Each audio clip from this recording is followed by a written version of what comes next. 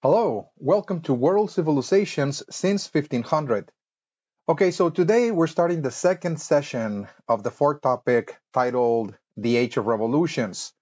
And so here in this session, we're going to continue looking at another revolution. We're moving now into part two, which is going to deal with the scientific revolution. We're going to do that for perhaps the first half of the session, and then the second half, we're going to be examining the economic revolution that saw the rise of capitalism and the industrial revolution. That will be part three. All right, so let us turn to our slide. Um,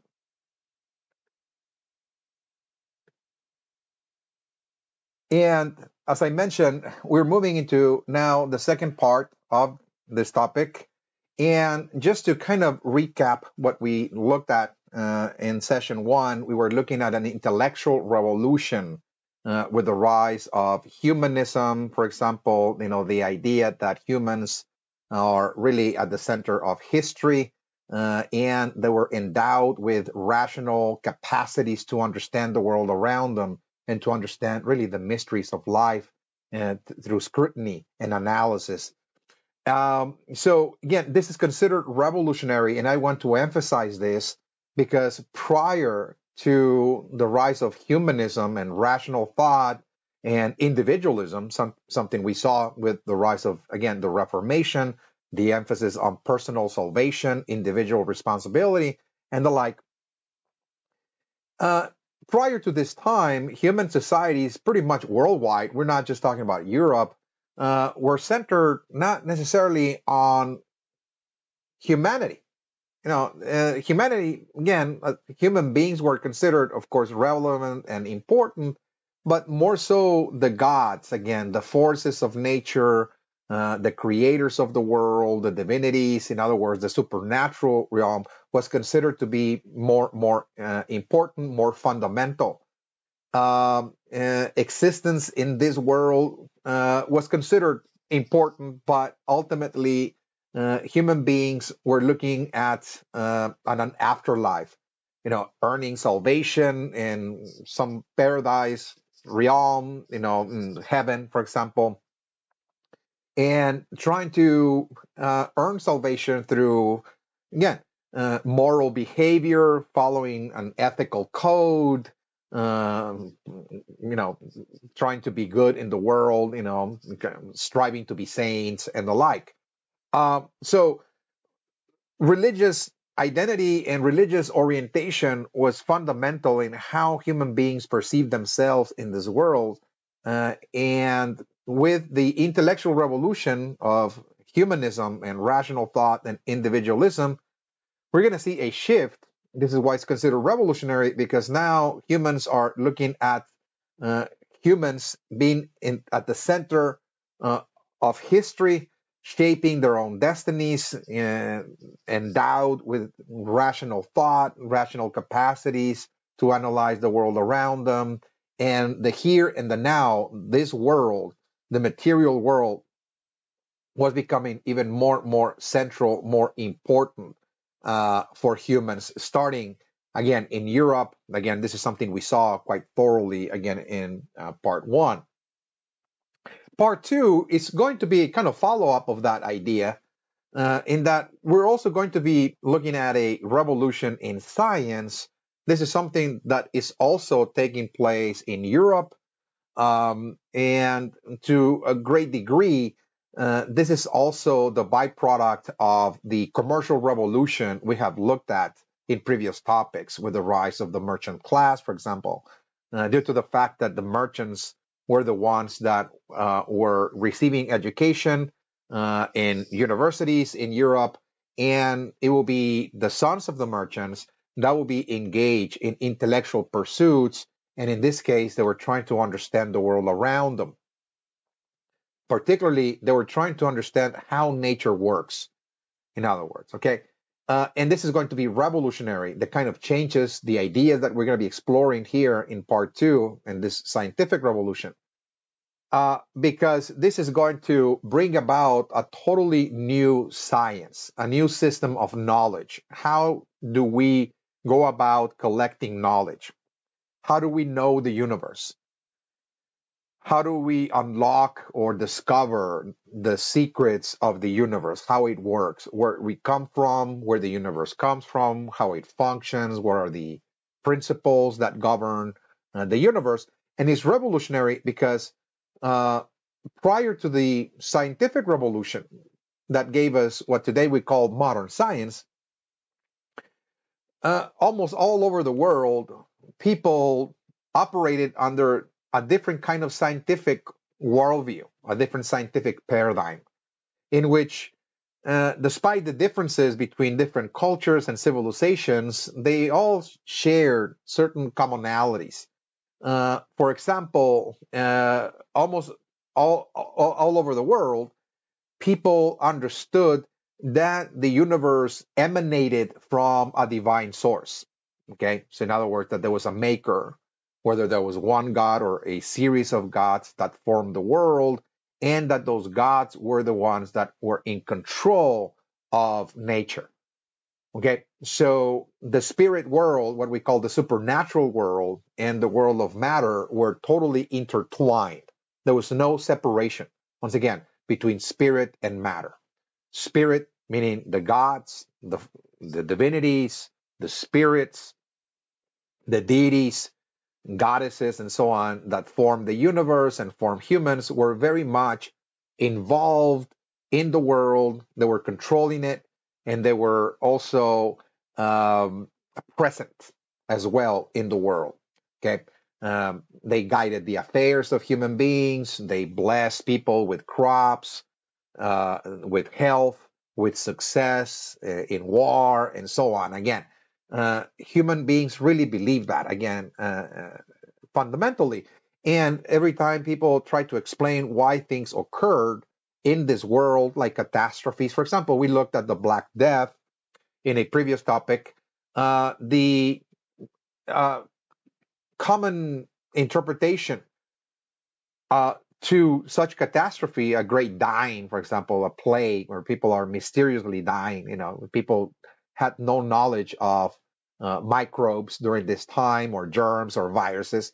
So they believed that this great dying was the byproduct of punishments from God, or maybe the devil was set loose into the world and there were demons, again, killing people and the like. And more often than not, the scientists, prior to the scientific revolution that gave us modern science, for the most part, were religious figures. In Europe, for example, members of the Catholic Church, of the church hierarchy, bishops or monks and priests and the like, they were the scientists. There was no separation between science and religion. They were one and the same. Okay, they were part of the same complex, the same type of uh, uh, understanding the universe. How do we understand the universe? Again, through religious principles. God created the world, so everything that happens, in nature, is created by God, either because God is sending a punishment, is atoning for sins in the world, or is blessing, again, people at the same time. Other catastrophes such as droughts or plagues were attributed also to the workings of sorcerers and witchcraft. So again, we see in medieval Europe, things like witch hunts, for example, in which people were targeted after a catastrophe. It always almost happened that after a catastrophe of sorts, when societies were in crises, they were experiencing stress, uh, because of the loss of harvest, for example, or an epidemic, and so on, certain groups will be targeted, particularly women. Again, they will be targeted and blamed for the catastrophe because they believed that they were engaged in witchcraft or sorcery, and they were cursing the community. So they were trying to correct, again, the natural imbalances or problems in the world through some form of religious solution.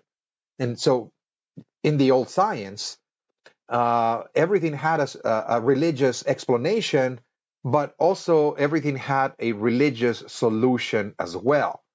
Again, like a witch hunt, for example, or offering a mass in the church in order to bring rain, for example.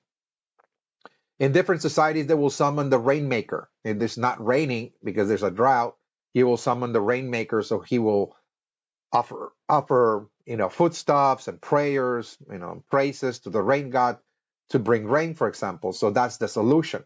That's the technology. In other words, the technology was always trying to call upon those forces, those spirits that control the natural world. Okay, trying to appease them or trying to negotiate with them, bargain with them in order to bring a certain result in the world. That included health as well. When somebody was ill, they will at the same time conduct rituals for the betterment of that individual and the like.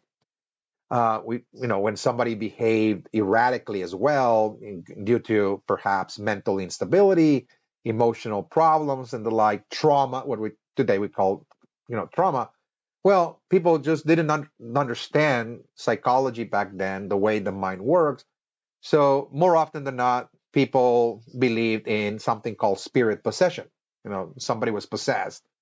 And so therefore that person acts erratically. So what we need is, once again, the solution, an exorcism or a cleanse or a smudge, again, trying to expel the demons, etc., again, from the person's body.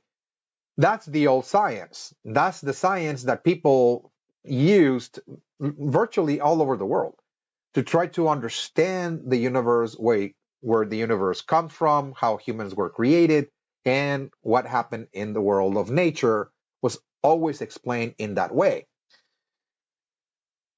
There's going to be, of course, a new scientific paradigm, again, a new scientific model, in other words, for understanding the universe. And this is going to be revolutionary in that this model is going to replace entirely the old science. This is why it's revolutionary. We're not just talking about reform.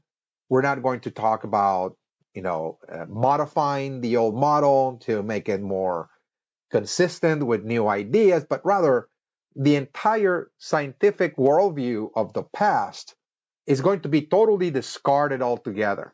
And it's going to be replaced by an entirely new model to understand the universe. Again, so that's what a revolution is. Just like what we looked at humanism, for example, and rational thought. It was revolutionary as well. All right, so how can we understand this scientific revolution? What was so new? In other words, what is this new scientific model that replaced the old model?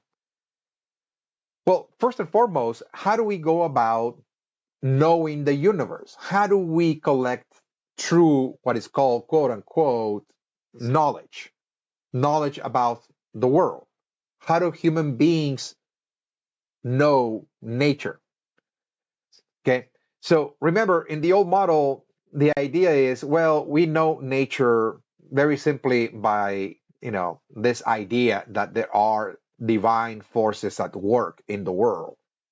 Okay, so we explain everything in that way, whether it's a tornado or an earthquake, volcanic eruptions, plagues, doesn't matter. Those are the gods doing that. Okay, but here, what we see is that we're going to see a more materialistic way of trying to understand nature. Okay, in this model, what the new scientists are proposing is that the way we know nature is through our senses, our physical senses. We have 5 senses, by the way. Okay, touch. We have the sense of smell. We have the sense of taste. We have eyesight as well, and also hearing. Okay, so we come into contact with the world of nature, which is considered by the new scientists made up of matter. And in that way, again, through our senses, we know the world. Okay. So it's a very materialistic, I should say, very, very materialistic way of trying to understand nature. Nature as physical matter, and only that which we can experience through our senses is considered to be real, in other words. Okay, this scientific method for inquiring into the world is called empiricism. Again, so this is one of the very first revolutionary moments of the new science that is proposing a new scientific method. It's called empiricism, that we learn from experience, from our five senses, in other words. Again, how this empirical model was introduced, it was introduced by different people at different times.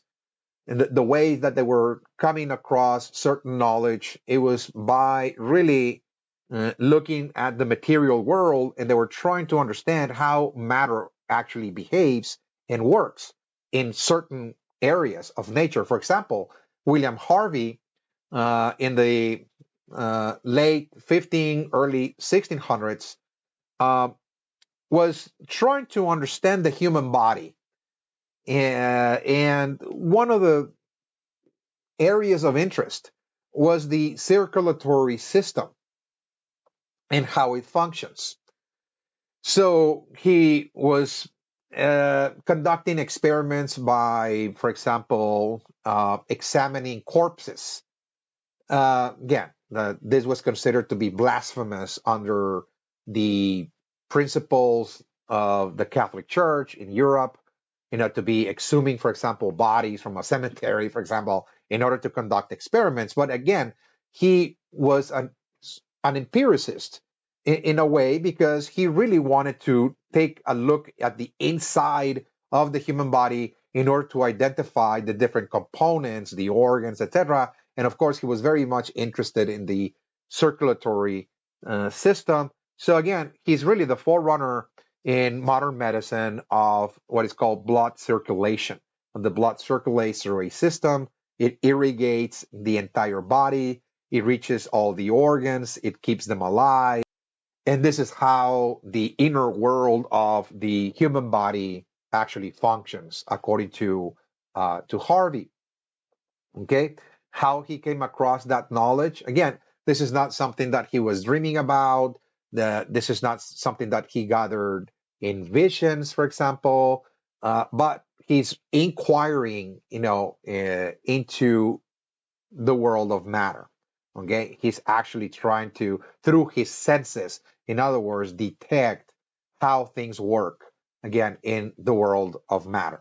Okay, so again, he is going to create a major breakthrough in science, because for the first time, what we see is people are trying to understand how the body works, in other words, okay, from a physical point of view, as opposed to understand the body as, for example, as an organism that is controlled by spiritual forces, or demons, or spirits, or divinities, etc. Again, that this is a more physical, materialistic, almost mechanical type of understanding, in other words. Okay, so again, it all starts there with William Harvey, the development of this new scientific method. Of course, William Harvey has not yet coined that term, but he's, to a certain degree, kind of using a new method, in other words, of inquiry. The other scientist was Copernicus, and he was a member of the church. He was a friar who devoted his life to meditation and contemplation and prayer, but at the same time, he was a scientist. He was an astronomer, and he studied the stars. In this case, he studied the planets. There is, of course, now at this time, a telescope that is being used in order to observe the moon, the sun, and the different planets of the solar system. And one of his major contributions is the revelation that the sun was really at the center of the solar system. And this was contrary to the ways that the church in Europe, the Christian church, had established the structure of creation, placing the earth at the center of everything. Really, not only at the center of the solar system, but really at the center of the universe. Okay, so I mean, this is an idea that is derived from certain biblical passages. So if you just base, again, your science on scripture, for example, or divine revelation, in this case, the way it was done in the past in the old science, you will conclude that this earth was the center, again, of the universe. And it appears that the sun is the one that is moving across the sky. I mean, if we just, use our ordinary physical senses, it might appear as if the sun is the one moving across the sky. But what Copernicus discovered is that the sun is actually fixed. It's not really moving, and it's the earth that is actually rotating, on its axis, and is also rotating around the sun. It's not just the earth, but all the other planets as well are rotating around this center, the sun. So Copernicus is introducing a new model, heliocentrism, the sun as the center of the solar system, and is replacing the old understanding of geocentrism as the earth as the center. How he arrived to that finding? Once again, observation, physical observation of nature. And it was called empiricism. It's empirical knowledge. He's using his five senses, in other words, to discover or uncover something that exists in the world of nature, how nature works. Okay, in this case, the solar system. Galileo will be yet another figure in Europe that is going to build upon and confirm the ideas of Copernicus. There is, of course, innovation in, for example, new types of telescopes that Galileo will be using, and he himself was involved in telescope innovation as well. He was an astronomer, and he confirmed the ideas of Copernicus. So what this means is that when a scientist makes a revelation and they introduce a new theory, that theory has to be confirmed. It has to be verified by other scientists. Again, this is going to become part and parcel of the new scientific method, that a scientist reveal a set of facts, for example, and they have to present facts, provable, verifiable facts. Well, other scientists will have to come in and conduct the same experiment and achieve the same results as well. And when more and more scientists engage in this type of experiment and they all receive the same result, then that theory becomes an established truth. It becomes a fact, in other words. It's because it's been verified by many people, not just one person, in other words. So again, this is slowly but surely, gradually, again, is building up to a new scientific system altogether that is more empirical. People will have to use their five senses and observe, in other words, the world of nature, gather, facts, and they have to be presented to, quote unquote, scientific community, for the scientific community to verify that fact. Okay. So another scientist that is also going to be critical in establishing this new science, and as a matter of fact, this is the scientist that is credited for once and for all initiating this new science that will be called modern science, was the British mathematician and physicist named Isaac Newton, who lived from 1642 to 1727. And Isaac Newton is going to present really a general worldview, a grand picture of what the universe is and how it works. So once again, he's really trying to present a grand theory, in other words, of everything according to this new science. He's really presenting a new theory of nature, and he called it physics. Okay, a new theory of nature. What is nature? Nature is really a physical world. It's a world made up of physical objects. So what about the spiritual world? Where do we leave those spirits? Where do we leave those deities and gods and goddesses and forces and demons, etc.? The supernatural, as it is called. What Newton proposed is that that world of spirits perhaps exists. So he's not outright denying the existence of the supernatural. But what he's saying is that that world is separated from nature. Okay? The supernatural world of spirits and forces, etc., might be real, he said, might be. He's not confirming that. But what he's saying is that those spirits, those forces exist in another realm altogether. And that the world of nature is totally disconnected and separated from the spiritual world. That those are two different, separate, individual worlds. The world of nature is the world that we experience with our senses, is the physical world. According to Newton, that is the world that we can know because we're here, in other words, and we're experiencing on a moment to moment basis every day of our lives, every moment. And this is the world of objects, that's the world of nature, and plants and animals and humans and stars, etc. Again, it's physicality, in other words. Okay. Now, the world of spirits, he says, might be real, but his main problem is that how do we actually access it? How do we actually contact the spirit world and gather knowledge from it? In other words, how do we actually go about conducting experiments? Let's just say what the soul is.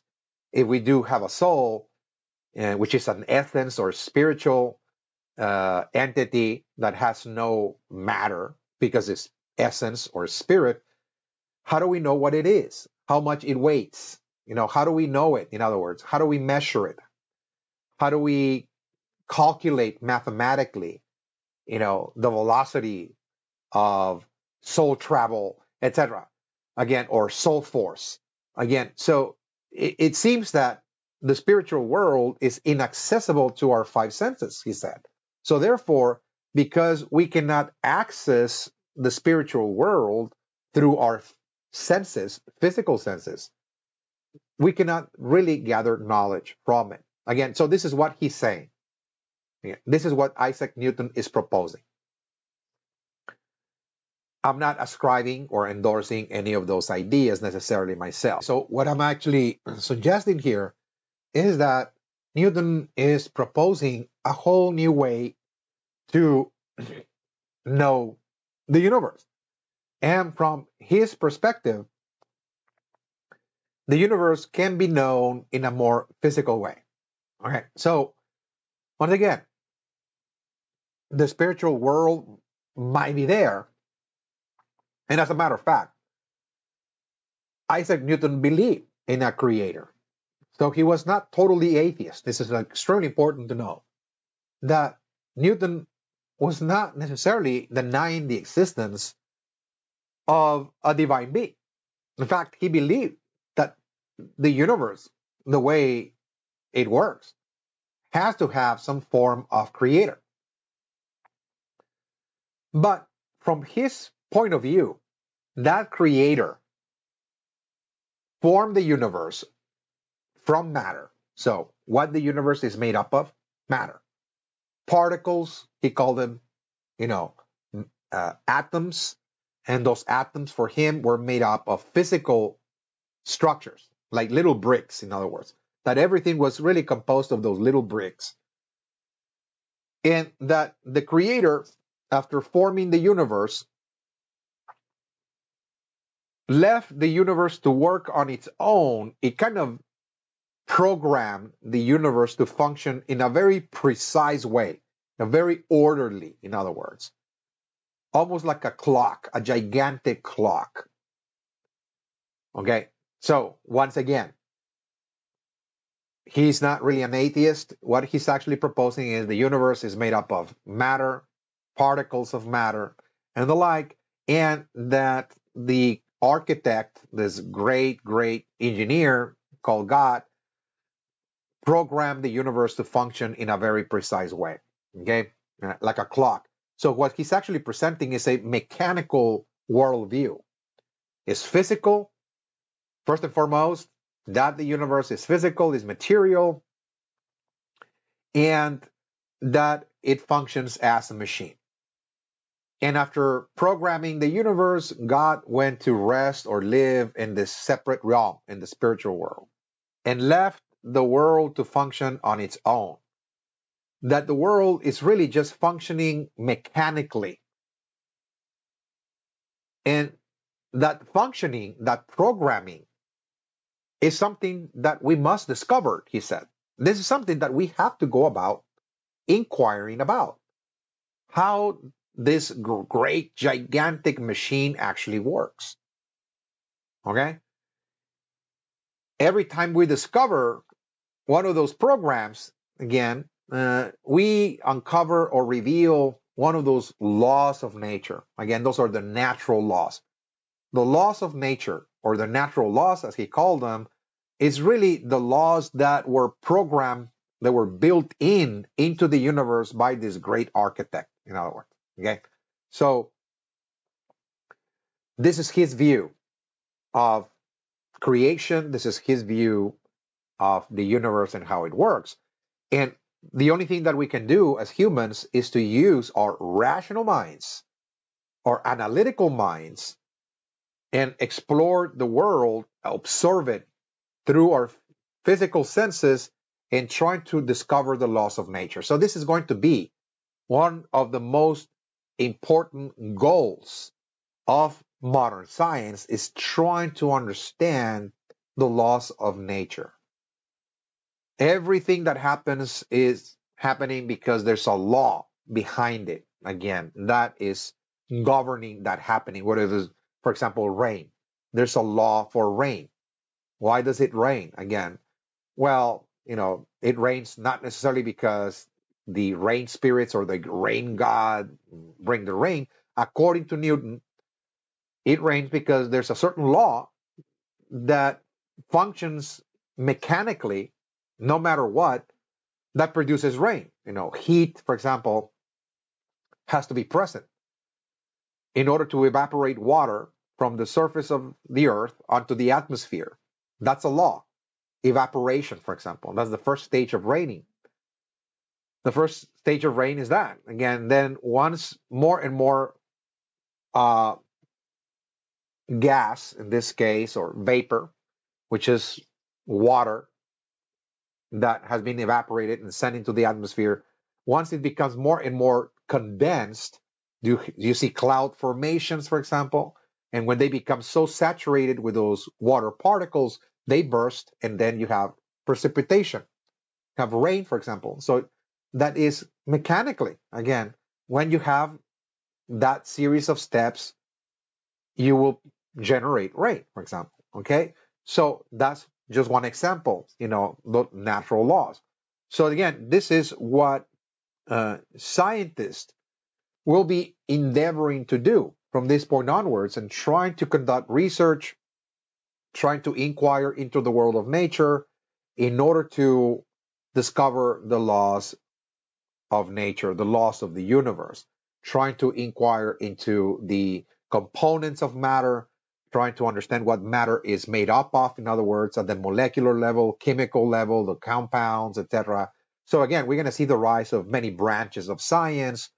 Physics was one, but later on, we're going to see things like, for example, chemistry, biology, botany, etc. Every area of nature will have its own branch, its own specialization. But what people are doing is using their physical senses, the empirical method, in other words, to inquire into the world of nature. So we see a new science on the rise. We today call it modern science. And remember, the word modern simply means new. It's a new science. It discards the old. It has no connection, again, to the old ways of inquiry. Okay. Now, this new scientific worldview has been termed almost since the very beginning as a Faustian worldview.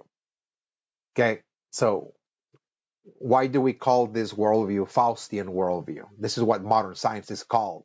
And as a matter of fact, this is the kind of worldview that we ascribe to the West, particularly when we talk about Europe and North America. Europe and North America share, something in common, and that is that they both operate under a Faustian worldview. Okay, something that was coined by an author, a writer, a novelist named Christopher Marlowe, who published uh, actually a novel called Dr. Faustus in 1604. Dr. Faustus. In this novel, what he's actually presenting in a very creative way was the prototypical scientist of the West. What is really the main purpose of this new science? What the new scientists are pursuing, in other words.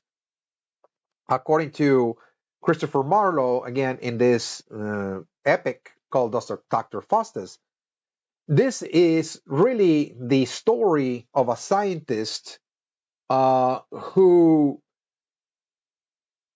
is now functioning under this new science, by the way. He's operating under this new model, but he is really not content with just gathering knowledge and trying to understand how nature works. That was not enough, in other words. And this is, again, very true of what today scientists pursue in very general terms, and particularly in the West. And that is, it's not just the pursuit of knowledge for the sake of knowledge, but rather what Dr. Faustus was more concerned about is how do we use this knowledge? For what end? There has to be an end. And that ultimate end, the ultimate promise, in other words, of modern science and the technologies that we're going to be creating out of all this knowledge that will be gathered and generated from all the inquiry and the research that people are going to be doing in many fields, is that the ultimate promise is that humans will ultimately control the universe. Okay, this is what Dr. Faustus, again, aimed at. He was not content with just gathering knowledge. He wanted power. In other words, he wanted empowerment.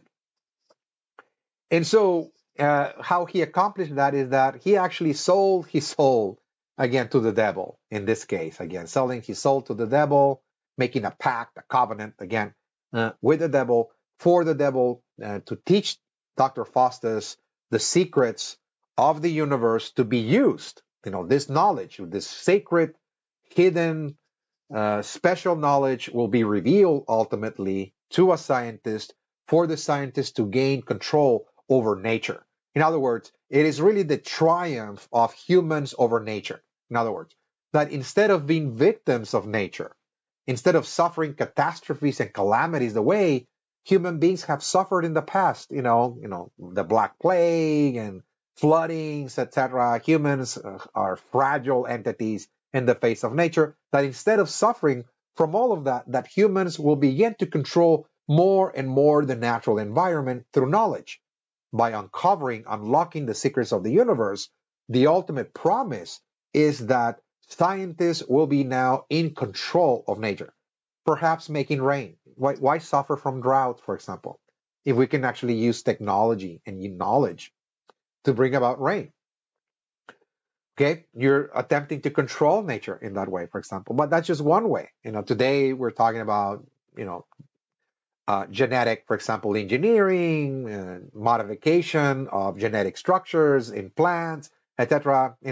Pretty much trying to direct evolution, in other words, trying to become more and more involved in the natural world and trying to direct it to our own end.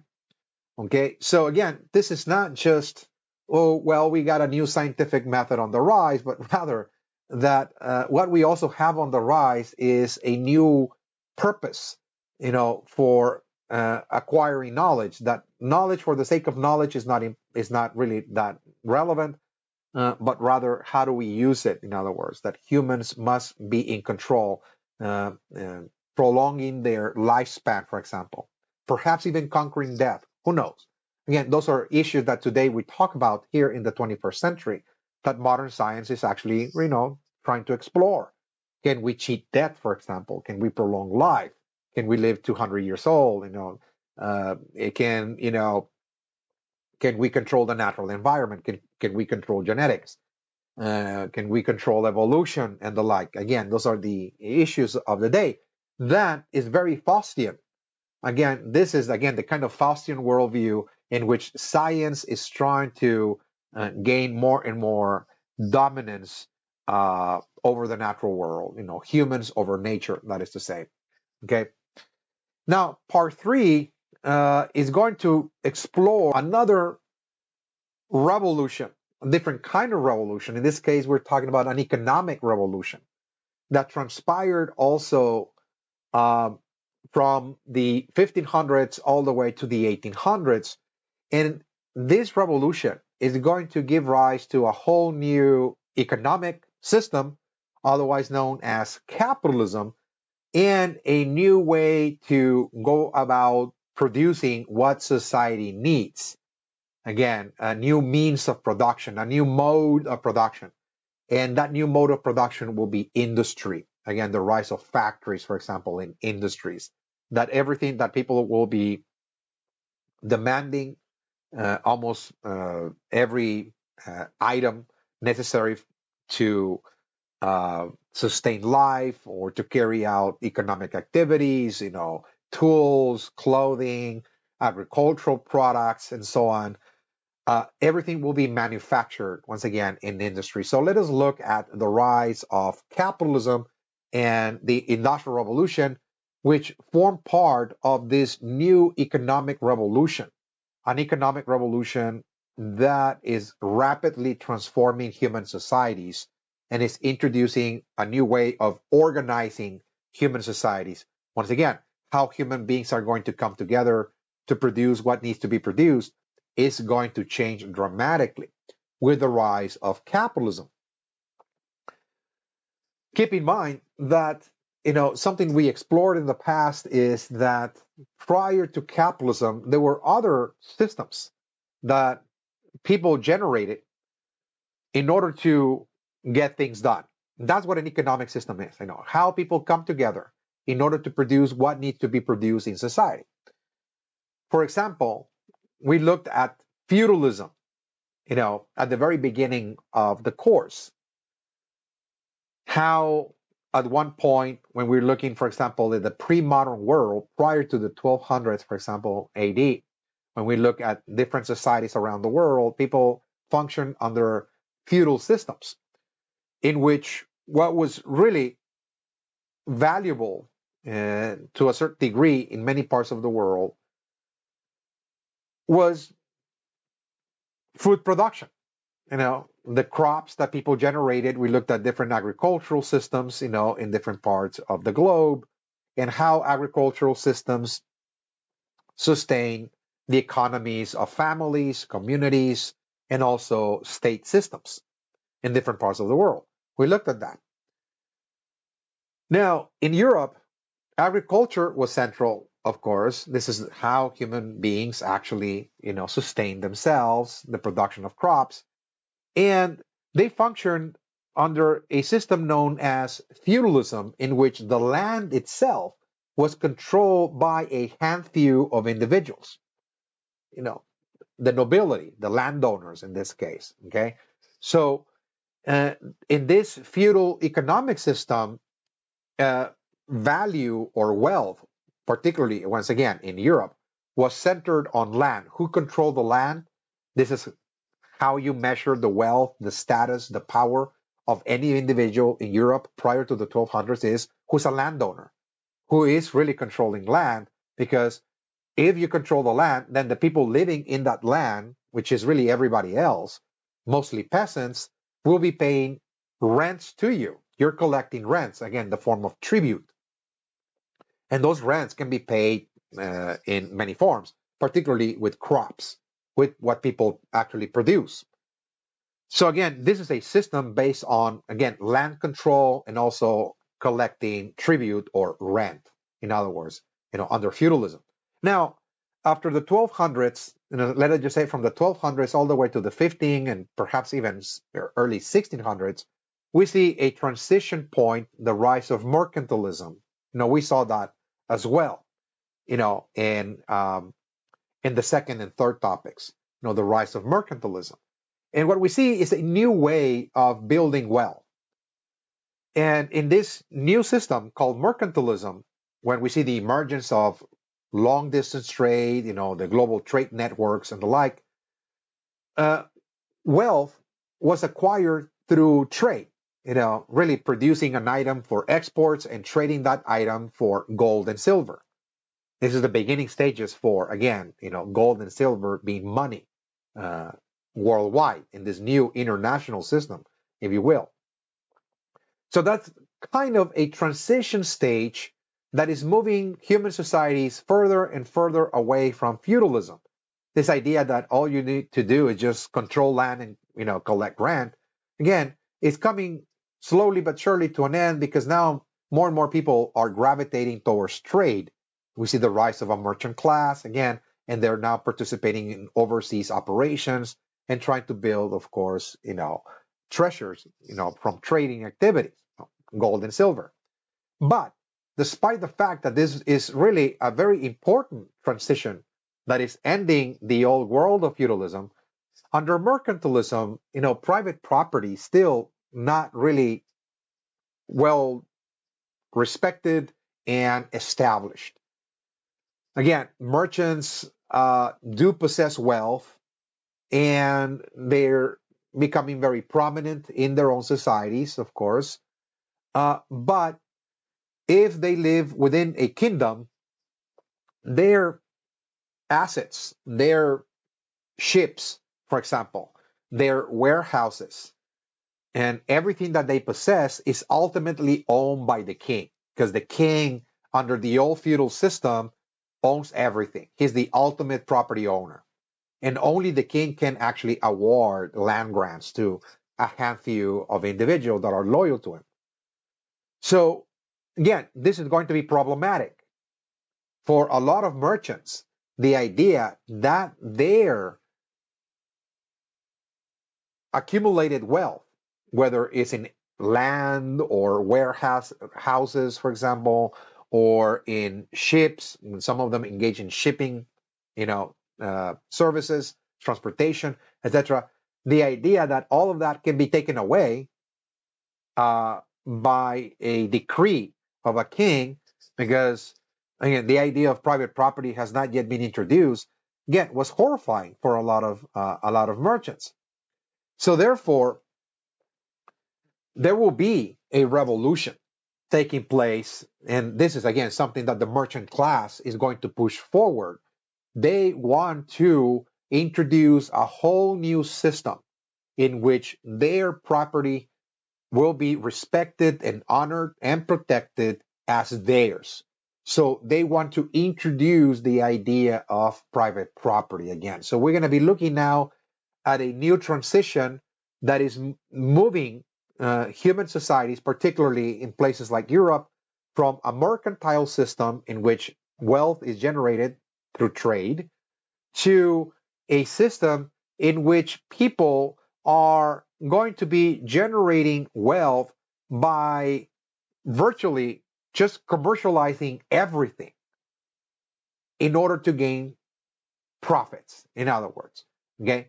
That's what capitalism is. Again, capitalism is a system in which everything is now put on a market.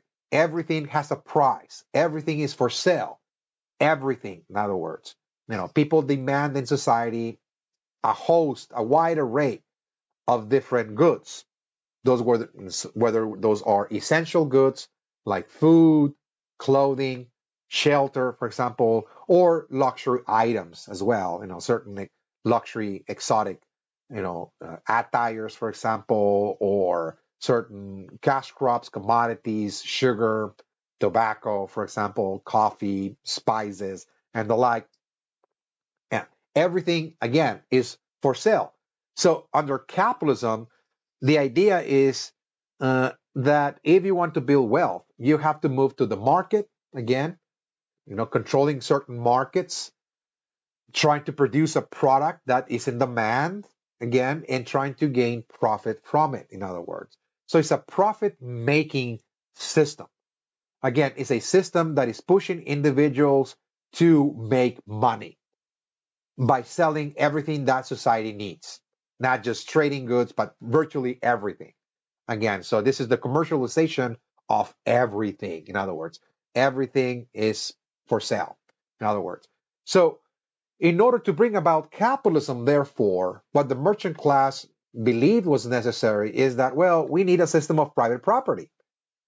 The private ownership, again, of nature, the private ownership of businesses, the private ownership of land, the private ownership of, ships, etc. That will be respected, that it will be theirs, in other words, that the king cannot take away. In other words, this is private property. This is a sacred right, in other words. So they want to introduce, first and foremost, private property to bring a new system um, into being. And why do we need private property? Well, we need private property in order to create all kinds of enterprises. So people feel entitled that they own their own businesses. Okay, so private property is not just to own property. It's not the idea. It's just I want to own land for the sake of being a landowner, but I want to own land because I want that land to be productive. I want that land to generate wealth, profit, in other words. Again, so this is considered revolutionary because this is going to introduce a whole new view of nature as well. How do we view nature? How do we view the environment, the landscape? So instead of looking at a forest as a nice place where we can actually relax and travel and walk, etc., now we're looking at a forest, as something of value that maybe I can mine the lumber there. Okay, I'm looking at wealth there. This is an opportunity. This is really a commercial enterprise. I can turn it into a money-making machine, for example. Okay, whether we're looking at a lake, the lake can also be turned into, for example, a fish farm. You want to transform every aspect of nature into an enterprise as well. So again, this is considered also revolutionary. How people are going to be looking at nature, okay, at the natural environment, you know. So once again, private property has to be established for people to build enterprises, but what about people that will not have the means to own land and create their own businesses or enterprises? Well, under this new system that we're about to cover in part three, and it's called, when we're looking at, for example, at capitalism,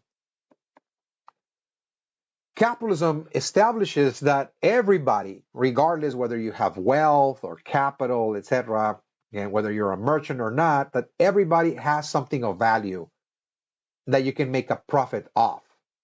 And that something of value that everybody has is called labor. Okay. In other words, if we don't have money to buy land in order to open up a farm or a cattle ranch or a mine, etc., or create a business, etc., that ultimately we can actually sell our labor for a wage. We can trade, in other words, our labor, we can sell it for a wage. So this is another pillar of this rising system that we're going to be elaborating, in this discussion. And that is that under capitalism, there is something new being introduced besides private property and free enterprise. There's also the idea of wage labor, that there will be those that will not have the ability to start a business, but they can function in society. They can earn a living by trading their labor for a wage. Okay, so we see the beginning of wage labor as well. Again, so this is in very general terms the main principles or characteristics of this emergent system, that it will be rapidly replacing the old feudal system and at the same time, the system of mercantilism as well. So it's considered revolutionary. Now, what is very interesting to note is that capitalism has its origins also in religion.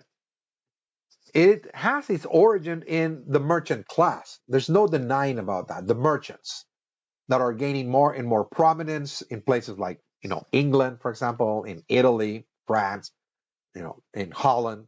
They're operating overseas. They're acquiring a lot of wealth. Of course, they want to see a change. They want to see a new system that will be known as capitalism, as I explained. But uh, capitalism also has its roots in religion, particularly in Puritanism, in the Puritan religion as well. Um, as a matter of fact, there are sociologists, scholars, for example, the sociologist Max Weber, for example, and I mean, I highly recommend that you take a look at his work. Who he lived in the early part of the 20th century. He was tracing the origins of capitalism in history. He's a sociologist, by the way, and he wrote a book called "The Spirit of Capitalism." As the title suggests, his main thesis is that capitalism started out as a religion, not necessarily as an economic system. Okay. Uh, why? Well, because what Max Weber was proposing is that the Puritans, I mean, this is really a Protestant sect that started out as one of the uh, followers of Martin Luther. Again, we talked about the Reformation, the split in the Catholic, Church, the Protestants that left the church after Luther. Some of them, again, were the Puritans that followed Luther, and they went out to create their own brand of Protestantism. It was called just the Puritan religion or Puritanism, the Puritans. What the Puritans believed, however, was that when it comes to, for example, the idea of salvation, who is going to actually go to heaven, for example, this is what many, many Christians were discussing during the Reformation. How do we how do we make sure that we're going to go to heaven, for example? What is the method? What are the rules that we must follow, etc.? What are the rituals that we must carry out, etc.? Again, it's a lot of discussion and disagreement. The Puritans believed that God had already decided that there was only a select group of souls that were selected to go to heaven, that it was in the divine plan, that even before the creation of the world, God already knew how the story was going to end because everything is like a divine comedy or divine tragedy. Again, it's like a play, creation, in other words. So this idea is called predestination, that there's a select group of souls that God knew since the very beginning that they were going to make it to heaven, in other words. Okay. So, how do we know who are going to be the ones going into heaven? Well, according to the Puritans, there are two ways that we know who are the chosen ones. There are two ways, two signs, in other words. One sign is, well, if you renounce sin, if you live a life of self denial, and if you're purifying yourself in word, thought, and action, that ultimately by acquiring a saintly status, again, that is one of the signs that we will attain salvation. But that's not enough. The Puritans believe that there's another sign, and the other sign is that if you achieve economic success in this world, if you experience a life of abundance, in other words, today this is something called the prosperity gospel, for example, that again, if God sends you prosperity, if you are prosperous, if you are successful in this world, if all your needs are met, food, shelter, for example, clothing and everything else, if you live, again, a comfortable life, a comfortable existence, if you receive those blessings, it's because God is sending you a signal that you are part of the chosen ones, in other words, that you will be saved, in other words. Once you die, you're going to go to heaven. Again, that's their own belief, in other words. So the Puritans, therefore, because they place so much importance on economic success, they believed that it was important to work very hard in this world, to be totally devoted to work, trying to succeed economically in the world of nature, to be successful, to be successful in every economic activity, that you engaged in. So they were really hard workers that will wake up, very early every morning, work all day and trying to save money. And by saving money, they will invest it, and they will more often than not invest it in the creation of enterprises. So this is a society of entrepreneurs because they believed so much in success as a sign of salvation. They devoted themselves to work very, very hard to succeed in the world. So much so that they transformed work into a religious duty. This is something that is called the Protestant work ethic. This is something that the Puritans practiced, is a work ethic, that you have to have an ethic of work, that this is not just something that you do to earn your living. You're trying to save your soul through work. Okay? So you're earning your salvation by working very hard. Okay, so they were very devoted, very committed, very diligent, again, in working very hard to succeed. So this is a society of merchants, and this is a society of entrepreneurs as well, and they were quite successful at that. It should be noted. So this is why what Max Weber, is labeling, capitalism as a spirit.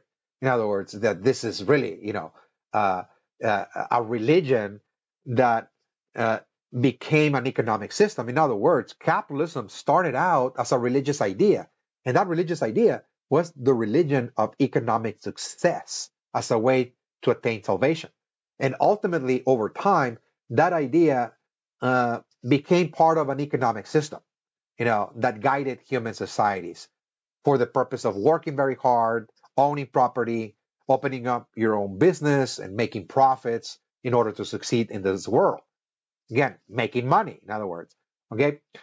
So, the Puritans in England will be the ones that will be forming capitalism. I mean, they are the forerunners. It should be noted, again, that they are the architects of this new system. It's called capitalism. Again, um, the Puritans um, will be a society that guided people towards commerce and trade.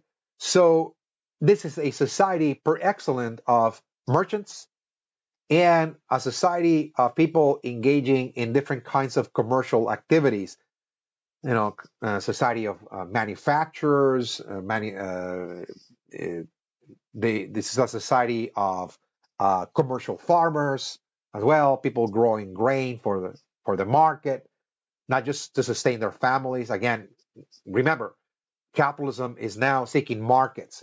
Something that you can sell. In other words, something you can produce to make profit.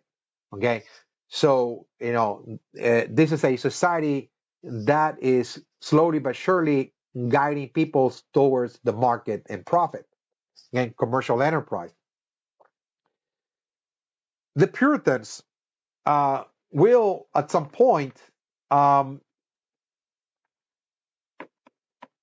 battle the monarchy. We're going to be looking at that in part 4 with the political revolutions. We're going to be looking at the English Civil War, for example.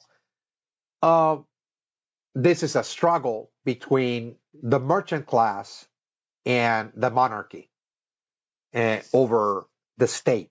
Who is going to legislate, who's going to control taxes, and who is going to be dominant again in the political order. It was a battle between, again, the old feudal system centered on the monarchy and the old landowners and the emergent merchant class that wanted more rights. Something we're going to get to see that. So one of the greatest allies of the merchants battling the king were the Puritans themselves.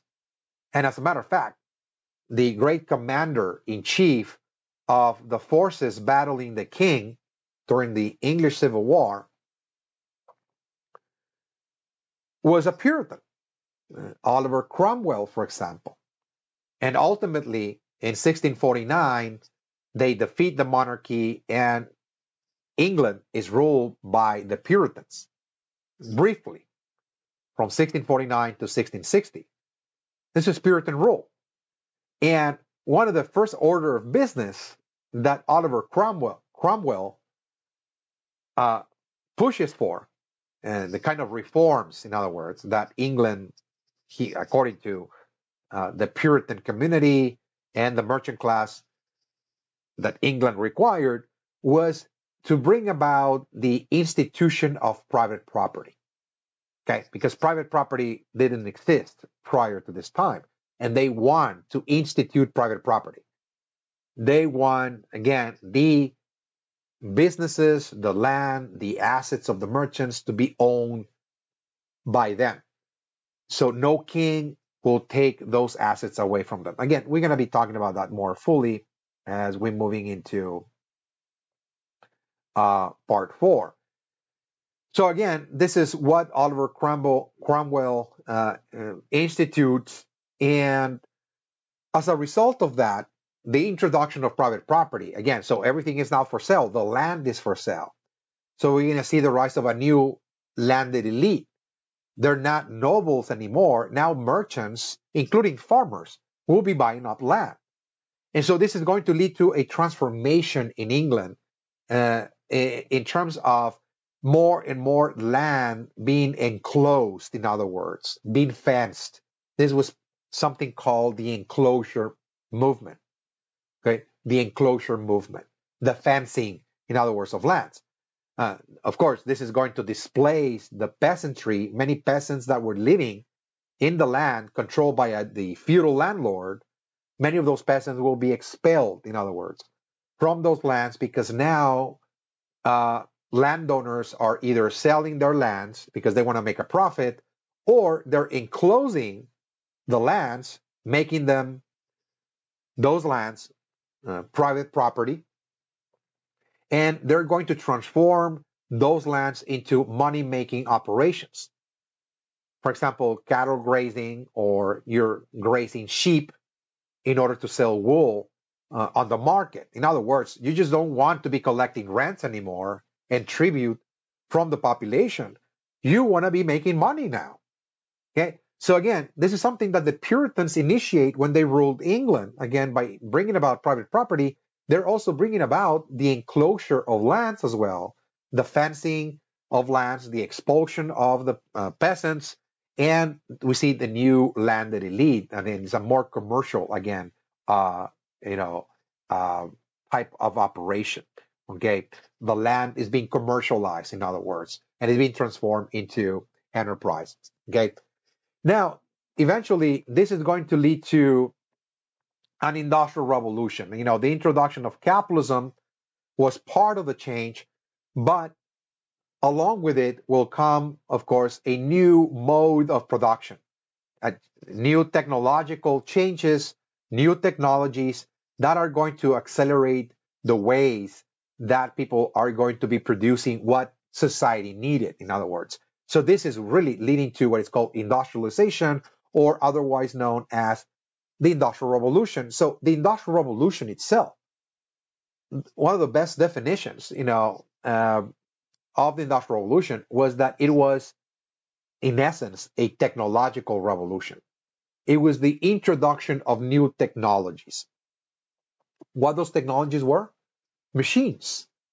Yeah, this is why it was called a revolution. It was revolutionary because for the first time, people will be using machines to produce everything that society needed. Everything. And prior to this time, uh, what society needed was produced by artisans, manufacturers, for example, that were laboring by hand. Everything was produced manually, and it took a long, long time to produce. Yeah, whether it was clothing items, for example, or tools, or hardware, you name it. Yeah, including farming, crops, everything had to be produced manually. You know, human labor was essential in this case. And transportation, likewise, had to be carried out through the use of animal muscle, like, for example, oxen or horses or cattle, mules, etc. Moving ox carts, moving carts, again, moving goods from point A to point B. So again, human and animal muscle had to be used to produce what society needed. And it took a long time, and it was very limited. Now, the introduction of machinery is going to accelerate the pace of production, again, and also the transfer of goods, raw materials, finished goods, manufactured goods, the transportation, in other words, of manufactured items is going to also increase manifold by the application of new technologies, in this case, machinery. So again, the Industrial Revolution was about mechanizing production, the mechanization of production, that everything that is produced is being mechanized. There's a machine behind it producing it, and it's producing it more effectively, more efficiently, and in greater quantities. So we're also looking at something called mass production as well, mass production. Okay. So as we see the rise of new technologies, we are looking also at the introduction of new enterprises, the enterprises that contain the new technologies, in other words, the machinery, in other words. And those enterprises were the factories. Again, so the Industrial Revolution brought us what is called the factory system. Okay, the factory system. This is, again, the place whereby machines will be operated by humans, in this case, initially, and this is starting in England, once again, as we're moving from the 16 into the 1700s, the idea is that the machines that were invented in Britain that led to the rise of factories were actually spinning and weaving machines, the spinning of wool and cotton fiber, and the weaving of that thread into fabrics, in other words. Again, so this is accelerating the pace of textile manufacturing manifold. Okay. Now, before the rise of factories, however, it should be noted that before there were any factories, the merchants that controlled those machines, the weaving machines, the spinning machines, tried initially a different way to go about producing textiles. And that is a system that was known as the output system. What was the output system? Again, it was a system by which merchants that own those technologies will lend out those machines to peasants and farmers in the countryside. It will help them install those machines in a back room in their own houses. And they will give them a bushel, again, of wool or cotton for them to spin and weave. It's almost like a part-time job. You work at home, and based on the quantity of fabrics that you can produce every month, they're going to get paid. They're going to get paid again for their labor. And again, initially, for many, many decades, in the latter part of the 1600s and early 1700s, this is the kind of system that England operated. I mean, it's in the countryside, it's in the homes of farmers and peasants, and they were weaving and spinning wool and cotton. However, merchants ran into a number of problems using this system, the outwork system, because more often than not, whenever they will return at the end of the month for the finished goods, farmers really did not have all the thread ready. The textiles were not ready. They were halfway done, for example, because they had other duties and responsibilities to attend, the fields, family matters, emergencies. So more often than not, again, the merchants ended up with just a handful of textiles, and they were really anxious to make a profit. Again, this is it now, and trying to move the system into the market, into profits as well. Remember, that's really what capitalism is all about. But again, the merchants are growing more and more frustrated with the system. So therefore, they decided that instead of putting out, again, the technologies in people's homes, they wanted to buy a piece of land in the outskirts of a town or city and actually build a structure there, a building, a factory, install the machinery there, and move people there to be supervised, in other words.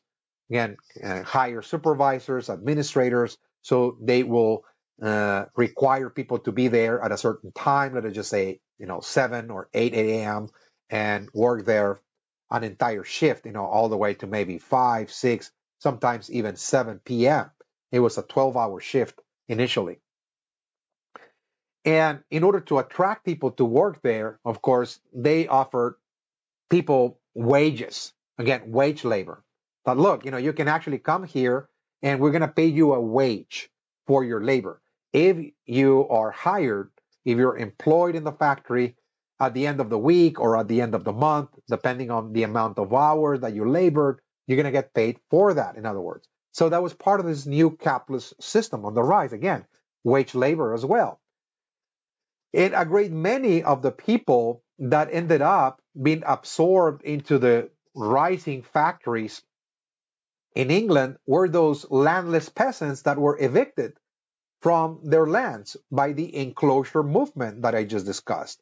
When the lands were enclosed, thousands and thousands of peasants were evicted, and they were roaming around really the countryside, sometimes, congregating in cities like London and begging again for a piece of bread or a few coins, etc. Again, so the state, the British state in this case, what they did was to start pushing all those landless peasants into the factory system. How they did that is that they passed a series of laws, otherwise known as the poor laws. It prohibited people from being poor. In other words, in England, that you could not be wandering around the countryside or the cities begging for money or bread, that you needed to get a job. In other words, okay? So it actually, again, the state was the one that was actually pushing people into the factory system. And in that way, we see the formation of large industrial cities. More and more people are migrating from the countryside into those industrial towns, and those industrial towns are becoming now industrial cities again. And also, we see the formation of different social classes as well. Again, industrialization also brought, again, the formation of social classes, like the industrial working class.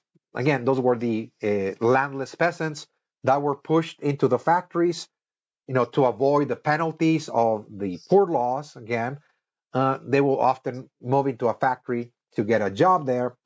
And so they became part of the industrial working class. Now, the managerial class, the administrators, the supervisors, the bookkeepers, the engineers, fixing the machines, etc., because they brought in special knowledge, specialized knowledge, skills, they were paid a higher wage, salaries, and they formed part of the middle class.